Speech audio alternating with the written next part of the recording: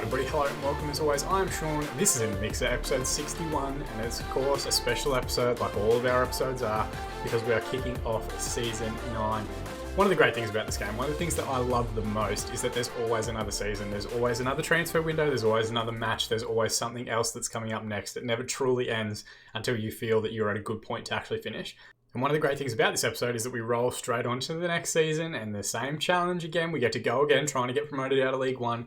Even if we don't, I'm still really enjoying the process that's going into the games at the moment. I'm enjoying the process of content creation. I'm enjoying a whole bunch of different stuff about FM20, and hopefully you guys are as well. If you're not, that's fine. I've seen a whole bunch of different people that have kind of negative feedback about it. They can't get into saves, all that sort of stuff. Fortunately, this year I've had a fantastic save and fantastic responses throughout the community to be able to keep it going. So let's jump straight into it on this air of positivity. Go through the squad, go through our preseason results, go through kind of our goals, and a bit of a season preview for the year ahead for the rest of the division as well. And we will jump in and do the first game of the season at the same time.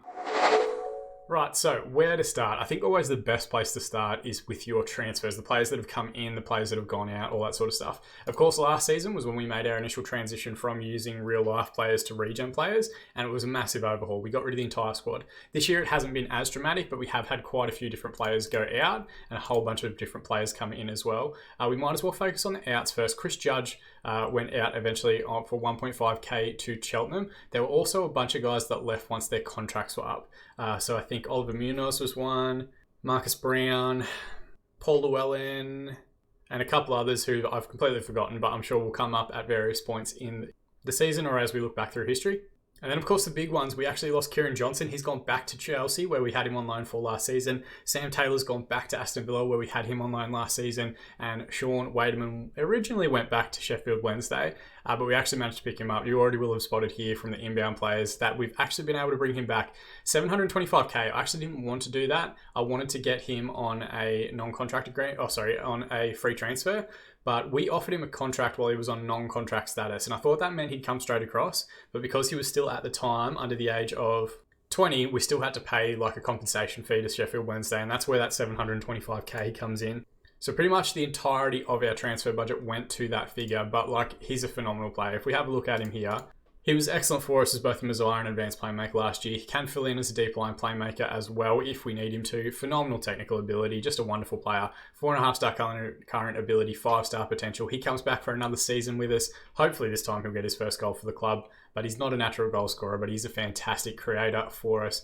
Thrilled to get him 2-year deal as well. He's on 2k a week, which is the most wages we've offered any player at any point. But when you look at the current ability and potential ability, I think it's money well spent. And worst case scenario, if it doesn't work out this year or we go up and he's no longer at the standard, we can at least push him onto another side and get a decent profit for our return. So 725k is what we paid. If we get that back after a year of service, I will absolutely take that, and thrilled to have him. Also, of course, worth noting, fantastic Facepacks from Chilled Moose here. If you're not already supporting her, go and check out the links in the comments below. I'm a Patreon of hers because the quality of her work is fantastic. You should be one too if you want to take your games to the next level as well. And you'll see for all these different players that we've brought in, there's a whole bunch of different customized Facepacks that we've actually been able to assign to them as well.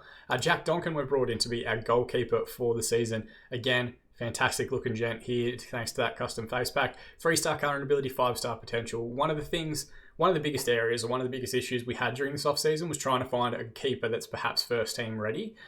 We did have Johnson on loan last season, but he was only a loan signing, so that 4-star current ability he had was never really going to be reflective of us. The good thing about Jack Donkin is that he's got a high potential. He's only 19 years of age. 3-star current ability is serviceable. He could get better. If we play him for a full season, he may potentially get up towards 4 stars relatively quickly, and we still have him on our books so that we can renew that contract, we can keep him around, we can sell him on if we want to. We're not as hamstrung by that loan signing, and we're not as reliant on loan players to fill out the squad. That's been one of the big things that I wanted to do this season, because our best players at certain points last year were players that we didn't effectively own, and we weren't going to use for the year after, and it's hard to build a good spine of a good squad to build towards promotion if you don't actually own them. So thrilled to have him on board. He's likely going to be the number 1 for this season, which is why he's wearing that number. And even if he's not, we've still got a couple of different options as what we can do in the loan market, transfer market, all that sort of stuff. Lee Wilson's joined from Arsenal, 2.5-star current ability, 4.5-star potential. He's likely going to be the backup Messiah in behind Wademan. Mainly 16 first touch is the big one that jumps out at me there. A couple of good traits here from mental attributes as well. Good work rate, great determination, excellent physical attributes, including 17 stamina, his highest trait. There's no reason that he won't get given opportunities in the first team this year. And if he takes them and does well at 2.5-star current ability, he's probably a little bit further ahead of where we would have expected someone to pick up signing on a non-contract. So coming through the Arsenal Academy, I'm sure he's got a good pedigree. I'm sure he's going to be an excellent player. At the moment, we'll use him as a squad player, but as we've seen throughout the last couple of seasons, if you take your opportunities, I'm more than happy to change, particularly in the middle of the park. We've also brought in Grant Davies. Grant Davies is a bit of a luxury player. We don't necessarily need him. He's the 5th striker at the moment. 2-star current ability, 5-star potential. 15 finishing is the main reason that I picked him up. Also has good physical attributes. Excellent off the ball. Good positioning needs a bit of work, but as far as the poacher role is concerned, we really only need like a backup to service Dwayne Record, and we'll go through Dwayne Record a little bit in a moment as well. So he's going to come in, effectively be that 5th choice, only 18 years of age, not costing us a lot in terms of wages either. If it doesn't work out, absolutely fine. We can move him on or potentially send him out on loan to a different team to try and make the most of his potential. I've brought in John Mashin as well, likely going to be the backup left winger, but also a very good player. 2.5-star current ability, 5-star potential, came through the Brighton Academy. He's got a good left foot, and I love that balance of having a natural left-sided player with a natural right-sided player. I think we've lacked that a little bit on years where we've had inverted wingers, inside forwards, all that sort of stuff. He's technically okay, mentally does need a little bit of work, but only being 18, you'd expect that to come with time, and physically he's doing quite well for a player so young. So he'll come in, effectively be a backup option, but again, there's no reason that any of these guys that I determine as being backups right now, if they're performing well and the team's winning with them in the side, then we will absolutely give them opportunities to continue playing. Franz Wolf will be one of the starters of the team. He's one of the players that I'm absolutely thrilled to get, an actual proper deep-lying playmaker. We've been crying out for one for a couple of seasons. You can see here he's a bit more of a technical wizard than like a hard grafter, ball-winning midfielder type, but we've got him working on his tackling at the minute. We're probably going to use him as a deep-lying playmaker on defend, which does bring into account his positioning and tackling a little bit more, but you can see just mentally fantastic attributes across here. 15 teamwork, 15 determination, physically very gifted, 15 stamina, 16 acceleration, 4-star ability already at 18 years of age. We've got him locked down on a couple of years as a deal. 2K a week as well means he is one of the highest earners, but 5-star potential. I can see him very quickly working a wonderful partnership in the centre of the park with Waderman and propelling us up the division as much as humanly possible. So thrilled to have him. Of course, he looks fantastic. He looks very German. And as an under-20 youth international, that's the way that he should look. We've got Phil Nelson that we picked up from Leicester. He's going to be a backup right fullback for us. We just needed more depth. We had Michael Barnes as our backup last season, and he was great, but by the time the season ended, he was at like 1-star current ability and I think 3.5-star potential. We just needed to get someone in that was a bit younger, on a similar level of wages, but had a higher ceiling if there are opportunities for them to play. Given that he's only 18, we can keep him around for a couple of seasons. If it doesn't work out, that's fine. If it works out, we can potentially sell him on for a profit, or develop him into being a proper 4-star, 5-star defender if he takes most of his opportunities. Doesn't have the best determination, only 3, so we're going to keep an eye on that and use it as a bit of an experiment for this year to see if these guys with lower determination necessarily fulfill their potential as quickly as the guys that have higher determination attributes. I know there have been different tests, different simulation videos, a whole bunch of different stuff relating to the determination trait and how it fulfills potential, but I really think at a League 1 level, Championship level, whatever else, the more games that a player plays determines really how much they're actually going to make use of that potential, and he'll get his opportunities off the bench throughout the course of the year as well. On the other side, we brought in Sam Morris, a left-sided fullback, 2-footed, which is really interesting to see. I think his versatility as being a defender left, right, or centre is going to work really well in his favour. He can play as a wing-back already, and we're likely going to have him as a wing-back on support behind Kieran Preston Kelly from last season. 2.5-star current ability, 5-star potential, came through the Arsenal Academy, 18 bravery, 17 determination, good technical attributes, but they do need a little bit of work in terms of like his ball possession. But at 18 years of age and £400 a week, more than happy to bring him in as a backup player, and that versatility off the bench I think is going to be fantastic for us as well. So thrilled to have him joining. We've got Rafinha, who I did speak about briefly in a previous episode, a player that we've watched for quite a while. Fantastic looking face back here. He's a left-sided winger and a proper left-footed flying winger. He can also play at the 10, so there is a little bit of tactical versatility. If things aren't going well for us, or if we want to mix up our cautious mentality, we might bring him in as a proper number 10 if we want to go down that route. At the moment, we're going to look to use him on the left wing in a supporting role, hopefully getting the most out of these technical attributes and pushing a few of them up into double figures. But again, 3.5-star current ability, 5-star potential, only 19 years of age and only just turned 19 a couple of days ago. £1,000 a week, very low risk. We've got him for a couple of years. I think he's going to be fantastic for us. And having him is one of the big reasons that we didn't push after Sam Taylor a lot earlier. We can bring this guy in for less money on a longer term deal, give him a platform to develop. And if he carries on the way that he had at Chelsea in his first few years at the academy, I think he's going to be excellent for us as well. Good pace, good acceleration, good determination. He will be excellent for us flying down that wing. The other one, and probably the only other starter of the new signings, is Kingsley Smith, who we've brought in here from Everton. He's a big central defender. This is another one that I'm going to be intrigued by because he's only got 5 determination, but still 5-star potential. His technical attributes are excellent. Double figures for heading, marking, passing, and tackling at the age of 18 is absolutely mind-boggling. He's 184 centimetres already, so he's going to be a big boy by the time he's finished growing. And he's already comfortable as a central defender. I would have thought a player with certainly like this attribute and trait profile may have been more of a no-nonsense centre-back, but I think bringing him in at 2.5-star current ability, 5-star potential, he's going to come in, get a good amount of first-team football, progress quickly, and very quickly hopefully become like a 3-star, 3.5-star, potentially even 4-star current ability defender. And defence, and I'll call that out now because we'll look at the first-team squad in a moment, is probably the big area where we've got more higher potential rather than reflective of current ability. So if we go and have a look at the squad here, you can see here I've put in everybody's that I think will be starting 11 in their position. And just to make it interesting, I've given those players numbers 1 to 11 because I'm a bit of a nerd with stuff like that and giving out kit numbers and squad numbers based on position. If you look at the current role abilities that we've got everyone here, most players are over 2.5 stars, which is a massive improvement on last year where we started the season with quite a few different players that were around 2-star current ability for their position, for their role. Similar to last year, we made that tactical tweak probably like 5-6 episodes ago now, where we just had everyone playing in the position and the shape they were most comfortable. We're probably going to do like kind of a hybrid version of that for the first 10 games or so. Once we get through those 10 games, see where we're at in the division, I'm going to start to set different expectations around like wingbacks being supporting wingbacks and wingers being a little bit more attacking, and maybe moving this Messiah role back to a supporting advanced playmaker or something like that. We'll work it to be more structured around the team itself to get through that busy period from October through to December. And then once we get into the new year, we'll see where we're at with form, fitness, all that sort of stuff, and how players are doing in their particular roles. And then we might make adjustments to the tactic from them. Again, we're going to stick with a 4-4-2 shape. I think it works quite well in this lower divisions. We've got our positive, our cautious, and our attacking mentalities. The only thing I'm going to be adjusting this season, the only thing I'm going to fiddle around with, are different combinations from player roles. One, because it was so successful for us with this group last year. And two, is I think it's a bigger issue not a bigger issue, I think it's a bigger identifier in this year's match engine for what players will and won't try, depending on what they're assigned in their individual roles. So we're going to test that out a little bit. Think of this as like an experimental season. And if I say all this stuff and then over the course of the season we do absolutely terribly, you know to avoid everything that I've just said in your saves as well. So I expect to have Donkin in goal. You can see there's quite a few players injured and suspended. We'll go through that when we do the lineups of the matches itself. But Donkin in goal, Taylor and Smith as the fullbacks.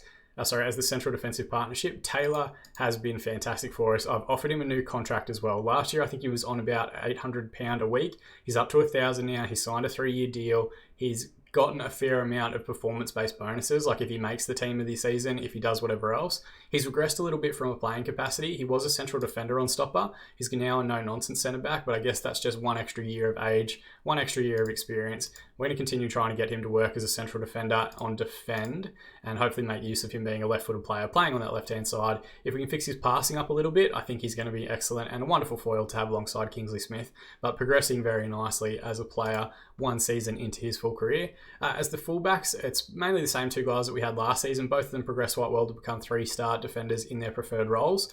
Preston Kelly is an Irish Youth International who we of course had last season, made 39 appearances for us in that time and was excellent when he was available. Bit of a yellow card magnet, but we do get that from quite a few different players in the squad, including Lewis Wright, who'll play on the other side, suspended for this first game due to his yellow card suspensions from last year. Wonderful physical attributes. He's really developing as like a proper physical beast player, and you do need that in a wing back when they are playing. Can play on both sides a little bit as well. We've currently got him set to wing back on defend. We'll likely try and get him to be more of a supporting wing back once these technical attributes improve. So his crossing's not great, his dribbling's okay, marking, passing, there's a few different things in terms of what he does with the ball that do need improvement, but we're going to give him a platform this season to play as much as possible and hopefully develop those attributes to take his game to that next level and to hopefully move up the divisions with us as we continue to grow and progress.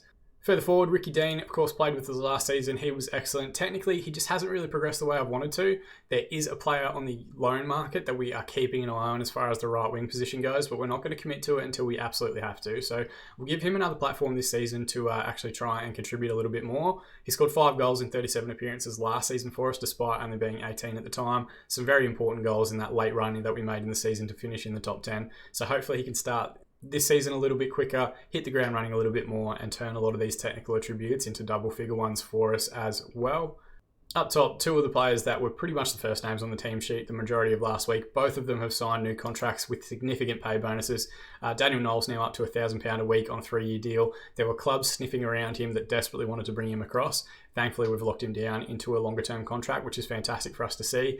11 goals in 40 games last season, but so far in pre-season, in this false 9 role, which I think he's starting to get a handle on, he's scored 6 goals in 7 appearances, 1 off the bench in that time with an excellent average rating. He's been fantastic for us. We'll go through our results in a minute, but you can see a lot of these technical attributes starting to hit those double-figure marks where we need him to be. He's 20 years of age now, so he's probably only got 1 more year to effectively make good on this 3.5-star current ability, 5-star potential. But if he has a good year and he hits kind of like 20 goals this season, I think we're definitely going to turn him into a 4-star player very, very quickly. And hopefully he'll continue building his partnership with Dwayne Record, who we very much struggled to actually keep at the club this season. There were a whole bunch of different clubs that came in and were willing to pay his his release clause, which was $350K. We thankfully offered him a contract relatively early in the pre-off season for double his wages. He's gone from £1,000 to £2,000 a week. Finished the league last season as the top scorer, 23 league goals in 38 league appearances, 16 finishing, 16 heading. Just a wonderful, wonderful poacher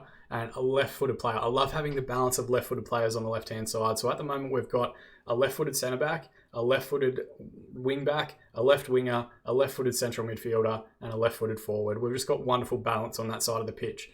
And if we get a similar year out of him, like a similar 20-goal margin in the league itself, I think he's going to be a 4-star striker as well, potentially even 5-star. Still only 19 years of age, still another year beyond this season on his deal as well. Fantastic to have him and thrilled to have kept him. As we look at the overall squad, you can see quite a fair bit of potential here. There's a few players that have a very high potential, like Davies, Mashin, whoever else, but they're not quite there from current ability. If we focus on the current ability portion, that's the majority of where we're focused for the season itself. The one weakness, I already kind of called it out, was that right wing spot, and there is a guy, I'll show you guys him, just in case we do bring him in, David Bell, who's at Blackburn at the moment. He was loan listed. We did previously have a bid accepted. He just moved to Blackburn from Watford this most recent off-season, but 4-star current ability, 5-star potential. We may potentially look to bring him in and give him his own little face back as well if things don't work out on the right-hand side. It's really the only area that I've looked at where I haven't necessarily been entirely thrilled with everything that we've had available and everything that we've had ready to go. Having said that, however, the group has settled incredibly well. Our preseason results have been fantastic. We are undefeated throughout the course of preseason. The majority of the time, we've been using our attacking structure. The last 2 games against the higher division opposition in Birmingham and then also Middlesbrough, we went back to our positive structure and it worked much more effectively in terms of keeping the ball, keeping clean sheets, all that sort of stuff. So we are undefeated throughout preseason, and most years where we've gone undefeated through preseason, we've had very successful seasons. But whisper that quietly because I don't want Sports Interactive to listen into this and then ruin the match engine or put any game patches in or anything like that. We just want to take it one game, one episode at a time and see how we go, which very much brings us to the game against Chesterfield. We actually started last season with Chesterfield as the first match as well. We had a 2-2 draw after going 2-0 up early on. And I think that kind of spoke a little bit to the youth in the team. A lot of those players were 18, 19 years of age. They're now 12 months further on. If we do get into a winning position, I would expect that we will hold on to it for the full 90 minutes. But before we get into that, we should look at the league in a little bit more detail. You can see a couple of new faces in here. A few teams have gone up, a few teams have come down. If we go to the season preview here, you can see for whatever reason, it's like they didn't watch us last year and paid no attention. We're currently 55-1 odds on favourites for relegation and expected to finish 23rd in the division, which makes absolutely no sense to me. We've continued to win. We've continued to finish above and beyond expectations every year that I've been in charge. But for whatever reason, the press never goes along with it. And I think that's due to the club reputation not moving as much as we need to. So if potentially at the halfway stage or at the end of this week, we know we're in a position where we're potentially not going to get promoted, we might focus a little bit more on cup competitions. Going on a little bit of an FA Cup run, going on a little bit of a Carabao Cup round or leasing.com trophy or whatever it's called now, to try and boost the club profile a little bit, to try and get a bit more exposure out there in the world so that our club reputation drops a fair bit. Improves a fair bit, and we as a group tend to move up a little bit higher as well. As far as the rest of the division is concerned, the 4 relegated clubs from the Championship are Charlton, Blackpool and Port Vale. The 4 promoted are Exeter City, Cheltenham Crew and Salford coming up, and somehow Cheltenham Crew and Salford, despite playing at the lower division, despite getting promoted behind us, are ahead of us now in terms of club reputation and where they're expected to finish in the division. So I would expect Charlton to have a very good squad. They've actually got some really good players. If we sort by value here, they've got 2 players over 6 million, or they've got a bunch of players over 5 million, and have pretty much a starting 11 of players that are worth millions of dollars, which is absolutely insane. Most of these guys are players that have either come through the regular academy, or this one here is the one I'm looking at, Lee McMillan, an excellent regen. Came through Manchester United's academy, 17 finishing, 16 first touch. He looks to be an absolute beast, and we should keep an eye on him if he's tearing apart the division throughout the course of this season as well. Blackpool come down with a good squad as well, maybe not as strong, but they do have Rob Cooper, who's unhappy, wants to leave the club. Came through the Liverpool academy, he's been at Blackpool for a few years, looks to be a very good central midfield option. £8.5 million, you don't really mess around with that kind of value at a Sky Bet League One level, so I'd assume he's going to move on relatively quickly. And then I'll also do Sunderland, who are expected to win the division this year. Just a very solid team. They've got 7 or 8 players here that are over £1 million of value, some very high wages. Ryan Edmondson looks to be the highest valued player they've got, ex-Leeds junior who played with them last season. Keane Flanagan also had an excellent season for them last year. They were excellent. They finished in 4th position or 3rd position, I can't actually remember. It must have been 3rd position, so top of the teams that weren't promoted. We know how tight that division was last year. It was won by goal difference in the end, but they didn't manage to get through the playoffs. I'm sure they're going to have a massive chip on their shoulder and expecting to get out of the division after being down in League One for quite a few years. As far as the Media Dream 11 goes, we've got nobody in it. It's not dominated by any one particular team, which is interesting to see. Charlton have 3 players, a left back and 2 of the forwards. McMillan, who we already spoke about, and Clough, who I think is actually a number 10 for the division and looks solid but not spectacular. Sunderland have 2 wingers. Blackpool have a central midfielder. Wigan have a central midfielder. Wigan have signed Mark Bartra from Villarreal, which is an interesting career move for him. So he's obviously going to be a high quality player. He's expected to be in that Dream 11 as well. Hull have 2 defenders, and Cornelius Hansen's from Port Vale, who've also been relegated down into the division this year. So quite a lot of very strong players expected to be in there. As far as the 11 says for us, it's our 2 central midfielders, interestingly, Sean Wademan and Franz Wolf. I think last season it was Tyrone Taylor, the centre-back, and Dwayne Record were expected to be our stars. So it's good to see that we are getting additional depth. We are adding valuable pieces to the actual team itself and putting together a good group. So that's kind of like high level, everybody that we've brought in, everybody that we've worked towards getting. This is kind of high level, the structure that we're going to start with for at least the first 10 games or so. And I'm a little bit top heavy, but I'm relatively happy with the spine that we've put together. I think it is well balanced. I think it does have a fair bit about it as well. I did mention for the first few games, we're probably just going to play everybody in their preferred roles. So we're just going to make that adjustment now. Rafinha doesn't have a preferred role. Similar story for Knowles, which is why they're the 2 that are missing. Knowles is actually now preferred to be an advanced forward, but I'm going to leave him as a false 9 for the time being. And effectively what we'll do is we're going to jump forward a little bit now. I'm going to go through the 2 lineups. There's a few players that you can see here that are going to be out for the first game of the season, so I will show you their replacements and we'll work towards getting a good first result in the first game of the season. Right, just like that, we're a couple of minutes further ahead. We've got quite a few different changes that were coming. Records, of course, injured at the moment. I won't go through the injuries and stuff like that because hopefully by the time we get to next episode, they're all resolved and you guys don't have to worry too much about it. But at least for the first game of the season, Birch is going to play this year. He scored 3 goals in 16 appearances. It felt like he did more, and he scored a couple and got a few assists in pre-season as well. So he's having a very excellent pre-season, and we're going to give him an opportunity in his preferred role as an advanced forward this year. Wilson, who we spoke about in the build-up as being one of the players that could potentially take a starting berth if they perform very well, is going to get an opportunity to start the year as the Messiah, doing that box-to-box role, which he's very comfortable in. Nelson's going to come in at right fullback for the suspended right, and in goal, we've got Dylan Price, who's jumped in a couple of times last year, only 2 appearances and a couple in cup competitions as well. If he can hopefully start to make a bit more of his current and potential ability, he's really playing for a contract next season. Otherwise, we're going to look to try and get into a higher division and bring in a player that's perhaps more ready at a championship level to be our backup. But again, no reason. It's early days in the season. We shouldn't panic too much. There's a whole lot of football to be played, and there's a whole lot of opportunities for a lot of different players to get a lot of different chances in their preferred positions and roles. As far as Chesterfield are concerned, it's a very similar lineup to last season, actually. They've got Matthews here, who's one of the few debutants. They picked him up from Bolton via Burton and Norwich as well. Looks to be a solid goalkeeper, but at 33 is definitely on the way down. Yanni's still their captain from last season, ex-Newcastle junior. We played him a couple of times before, and I remember 12 months ago in Game World, not that long ago in real life, doing a season preview and calling him out. They've got Pascal, they've got 2 central midfielders that are also making debuts for the club, and the two up front is the same as last year. Smells Braithwaite gave us a whole bunch of issues, the ex-Man City and Southampton junior. I remember him getting in behind pretty much at will a variety of different times, and Irving will play alongside him, who's the regen that came through Tranmere and has now been at Chesterfield for a couple of seasons. So a bit of familiarity of the opposition. We will hopefully use this as a marker to see how much we've actually improved. Assertively, we're going to say we owe Chesterfield after what happened in our last match. I don't remember the result from last season, but really, I just want to start the season with a good win.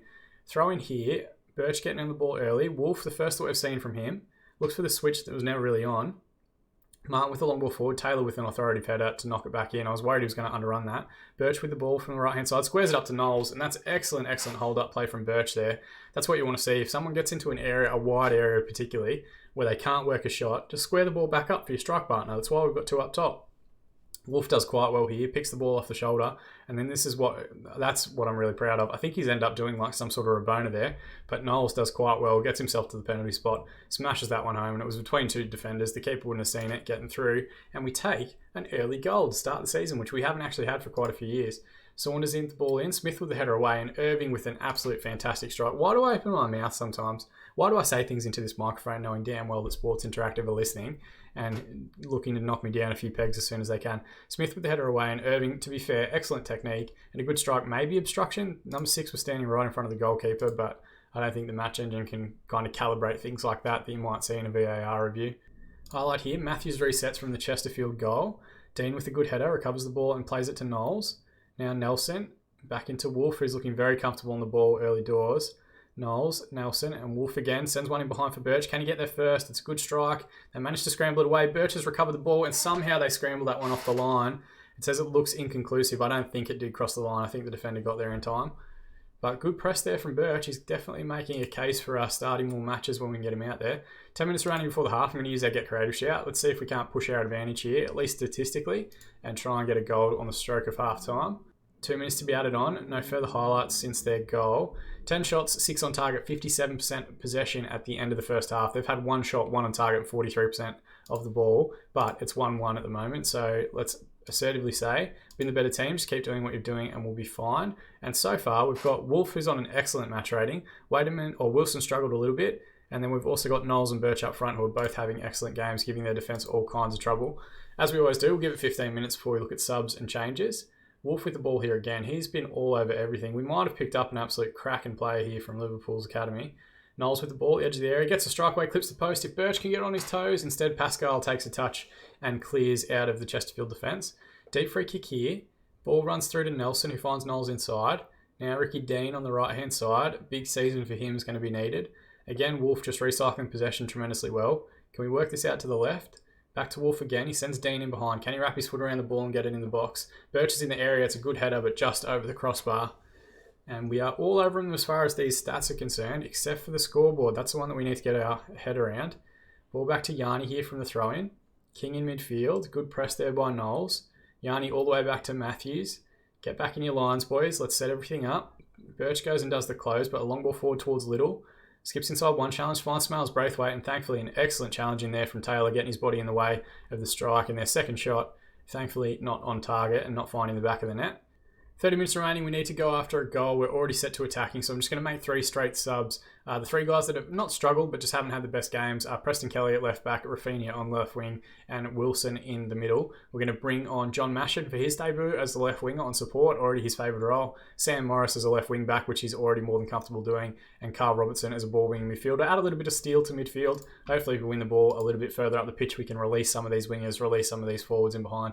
Pashley, I'm going to say I have faith in you. Get out there and make a difference.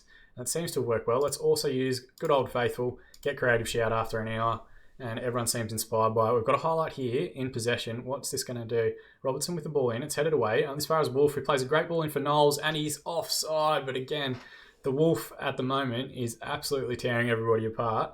And I think we might have unearthed a bit of a star. He's on set piece duties as well. And Ricky Dean has found a way to put that one home. I'm pretty sure Martin, the defender there for Chesterfield, has made an absolute howler and potentially headed it straight back into the path of Ricky Dean, who can only pass it home from 6 yards out.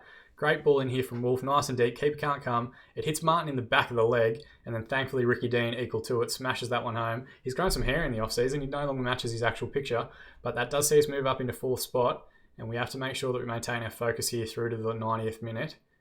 Martin with the ball, loses out to Dean again, and he skips past the challenge. He's got him goal side, working his way into the middle. Don't strike. Try and find an opponent. Try and find a teammate is what I was trying to say. Instead, he does go to the strike from distance. It was never really on. Wolf's going to take the resulting corner. Back to Wolf now. Keep possession, boys.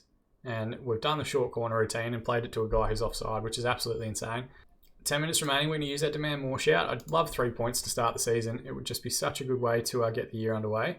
Wolf's lost out to Forks in midfield. Now King, ball in behind for Smells Braithwaite, who has gotten goal side, and thankfully his drive. I think if he had gone to the other corner, he would have found the back of the net, but just smashes it past front post. And with quite a few players out, this is impressive. A lot of players haven't played that much during pre-season because we've been trying to get our first team ready. And the referee calls full time, a good 2-1 victory to start the year. 19 shots, 11 on target, 54% possession, 5-2 and 46. And despite an absolute cracker from them, we've done enough to get ourselves beyond them. I'm going to calmly say, well done, lads. That was a good win for us. Early days, and it is super early days. Nobody get ahead of yourself, especially me. We're 5th in the division, up in the playoff spots, which is kind of what we're going to try and shoot towards. We finished top 10 last year. Can we push on, be a little bit better, and maybe challenge a bit more for promotion places? Vintage display ensures FC Isle of Man victory. Franz Wolf on debut, a 9.0 match rating, 9 key passes. Absolutely excellent from the German midfielder. And we're going to give him a bit of praise as well. He got an assist in that one. He was superb in the number of quality of chances, and he was absolutely magnificent in everything that he did. Now, we have covered a tremendous amount in this episode. Where does that leave us for scheduling? I think we'll potentially come back in September, maybe towards this game against Sunderland, who we know are going to be a good side in the division, and Charlton, knowing that Charlton have dropped down from the championship. I think it's always better and easier to see how the best teams in the division are performing early doors than it is to see how the worst teams are performing. Both sides won their first round games, so they're currently sitting around us, a couple of spots above. And it gives us a good 5 or 6 games here to, one, get players back from injury, get the Carabao Cup out of the way. I don't care if we get through or if we get eliminated. And also continue building through our tactic, continue building through our structure, and getting everyone settled in a first team lineup. As always, guys, thank you so much for watching. That is the part that I appreciate the most. If you want to celebrate the start of the new season, another year, a few wonderful, wonderful signings that are already bearing fruit for us, drop a like on this video. It does please that YouTube algorithm. It gets more views on the series. It gets it higher in search results. It does all those wonderful things to continue growing the community. Alternatively, if you want to be kept up to date on all our future videos, you can subscribe to the channel. Or if you want to go that extra mile, there's also just those links over there on that side to check out all our interactions with the community over on Twitter and our regular Sunday night Twitch streams, twitch.tv/InTheMixer_FM. Sunday night if you're in Australia, Sunday morning if you're in the UK, very early Sunday morning if you're in North America. But like I said at the start, thank you so much for watching. That's the part that I appreciate the most. I've been Sean, and I'll see you all again in the Mixer.